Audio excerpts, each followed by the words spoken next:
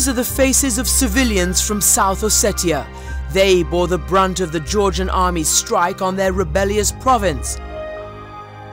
Russia had positioned itself as the protector of South Ossetians, and their suffering became ammunition in a Russian propaganda war, as the government and its apparently compliant media sought to justify Russia's invasion of Georgia. Out of population of 120,000, 2,000 are now dead. So is it genocide or is it not? The word genocide was used at the first hours of the conflict. So, of course, when we heard all these statements, our first reaction was to go down there and figure out what actually happened. Anna Nishtat is a senior researcher for Human Rights Watch. I was just saying, I mean, if we can't get through the checkpoint here in Varyani, we could try the other road. Because she's a Russian citizen, she could get through Russian checkpoints and see for herself the reality on the ground in South Ossetia, just after Georgian forces had pummeled its capital, Tskhinvali, with heavy rocket fire, and its tanks reportedly fired on apartment buildings, while civilians hid in the basements. But she immediately suspected that Russia had greatly exaggerated the death toll.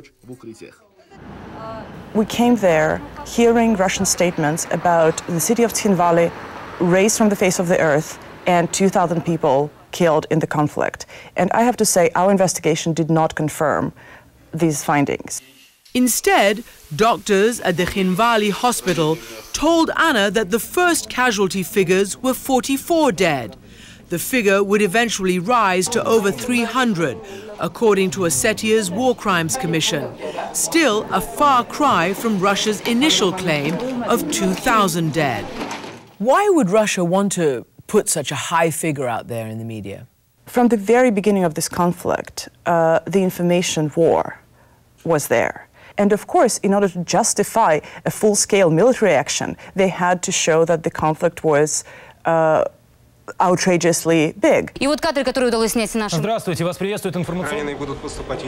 the propaganda would soon fuel revenge attacks against Georgians by angry Ossetian militias.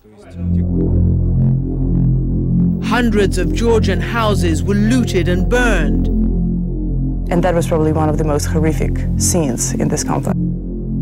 People in South Ossetia would tell you that, have you heard? 2,000 people were killed. And when you ask them how did they know about this, they would say they watched Russian TV. The disinformation continued long after the guns were silenced. Russia carved out a buffer zone inside Georgia, they said, to protect their Ossetian allies. But emboldened Ossetian looters turned on their Georgian neighbors, like Marina Tetunashvili. This is where she stood and watched as they burned her house down.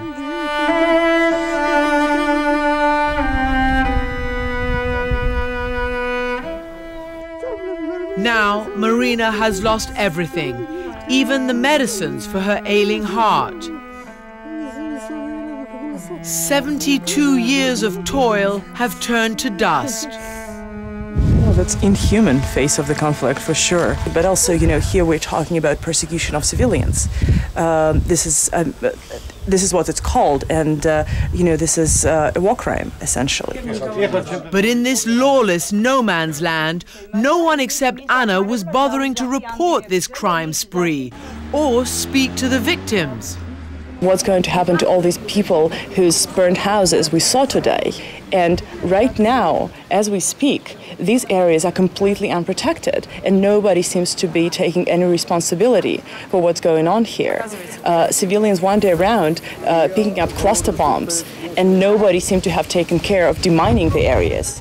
Has any of this stuff, the cluster bombs, Marina and what's happening to her, has any of this been seen by the Russian public? Russian public has not seen houses burned and looted by South Ossetian militias, pretty much in plain view of the Russian forces.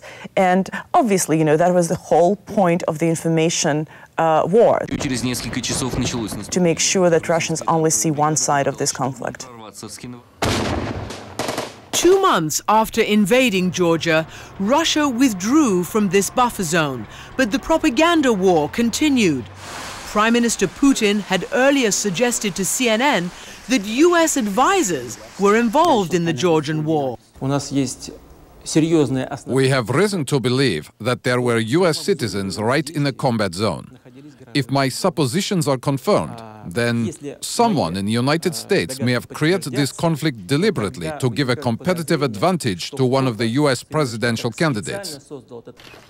Does Prime Minister Putin really believe his extraordinary accusation that this was a skirmish in the battle for the White House?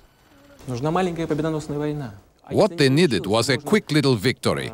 And if that didn't work out, blame Russia as the new enemy and rally the country around this jingoistic campaign. And how has Putin rallied Russia? By taming the press.